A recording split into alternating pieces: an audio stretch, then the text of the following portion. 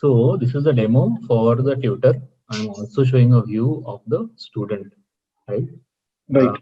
Where you start is this is a one-time activity of account creation using Google ID, linking to Zoom, Google Calendar, and mobile number for SMS. So here is where you started. Strongly advise that you log into your Gmail already. So when you click on this, it asks you to connect to your Gmail because you already joined, right? Once you click here, it goes and sends you an email to join the Zoom account, correct?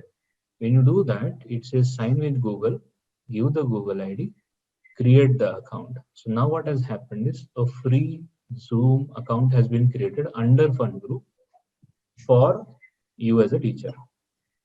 Then you go back to the home page. We need to capture your phone number. So here is where we take the address details. Most important is this number with +91 India, and you press save. The record is updated. Go back to home. It asks you to link to your Google Calendar. This again is a one-time activity. Click here, click on funguruapp.com. Don't worry about unsafe. Allow this, confirm, and you are ready and registered. You would also get an email like this, which says welcome to Funguru. You are successfully registered. Then comes in the course creation piece. Now here you have recorded videos and live classes. So the first thing that you do is you go into your dashboard and you say sell courses online, publish. In this, it allows this kind of formats. So you select the category under which you want to put in your recordings, put in your name, put in the course name, a short description here. The skill level is always one. Language is whichever language you are uploading the video in. There is a course image and a preview image and a preview file of the main video. The video name here. Source type, select file. Choose the MP4 or whichever video file you put in. Course price for now, it is free. The maximum number of views you want the student to put a restriction on is 5, and you publish this. Once you publish it, it is going to be available on the catalog after the admin has approved it. So you may also want to notify the admin, and accordingly it will get completed. Yeah. Then comes in the second one where you try to create a course. So you create a course in this courses, and the course status is right now inactive. So the admin has to approve this and make it active. Once you do this, you get into manage courses and you select the course that you want to create. Right now the fee is 0, content is here. In this, you select the time slot in which you will be conducting, from which date to which date and which days you will give off, and this creates a course. In this, at the background, when you go to view lectures, you will also see the lecture ID which has been created. So this is expected to be there in Zoom as well, and this is also updated your Google Calendar because you gave access to it. Correct? This also the Zoom link to start the meeting if you want. Now, all this that we have done, which is recorded as well as live, how does the student see it? You need to know that, right? So here the student logs in. Again, the Google ID is used. The student also does his SMS and Google Calendar, and then comes in, allows, and the student is ready. Now in this, he also gets his email.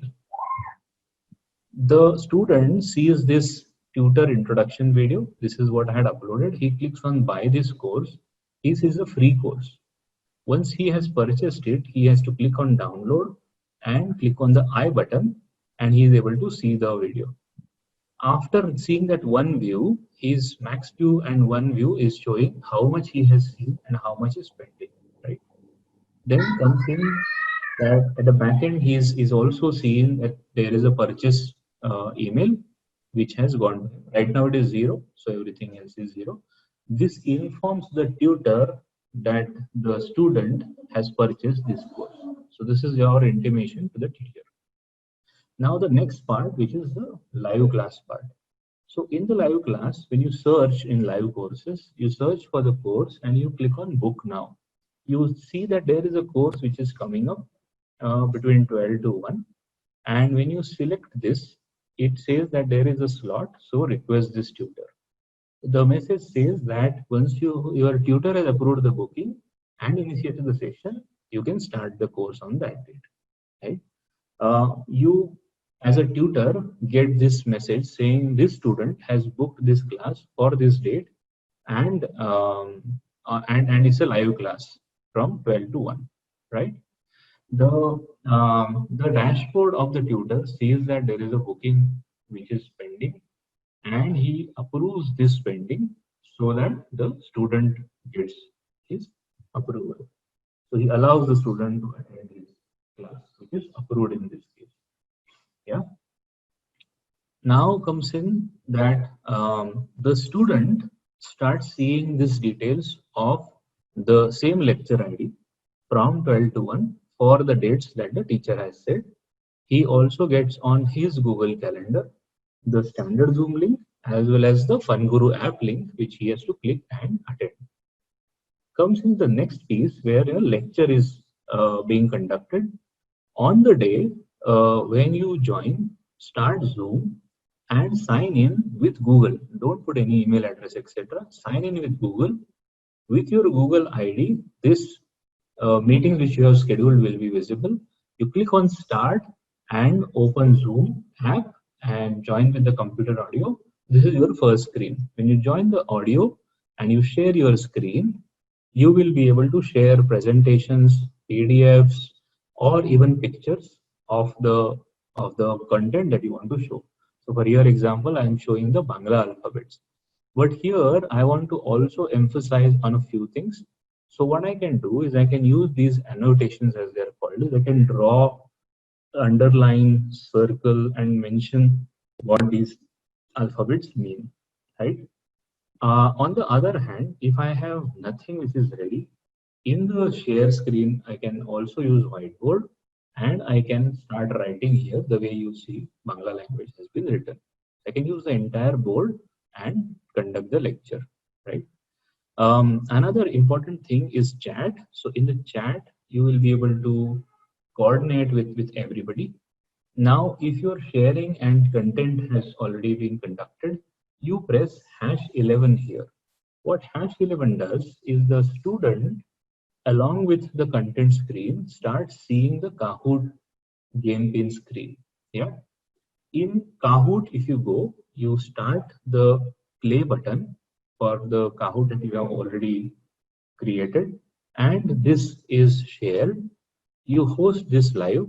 The student joins in through that window which you had shared with him, and he comes in. Now the FunGuru student is inside. He will click on the color of this question in his mobile, and he is given a limited time to answer this. Once he does that, the right answer is shown, and then you can click next, and overall you end the game. Now, at the end, you will show who is the winner. First, second, and third are given. Click on get feedback, and you will get the ratings of what they have pressed on their mobile. The different screens look like this, and here you can see that once the session is over, you press #22, and it will go back to this normal screen which you were first sharing. After that, the last thing in the lecture you do is #33. It will open up a blue screen with the star rating for the teacher for the course that was taught today. They have to submit this.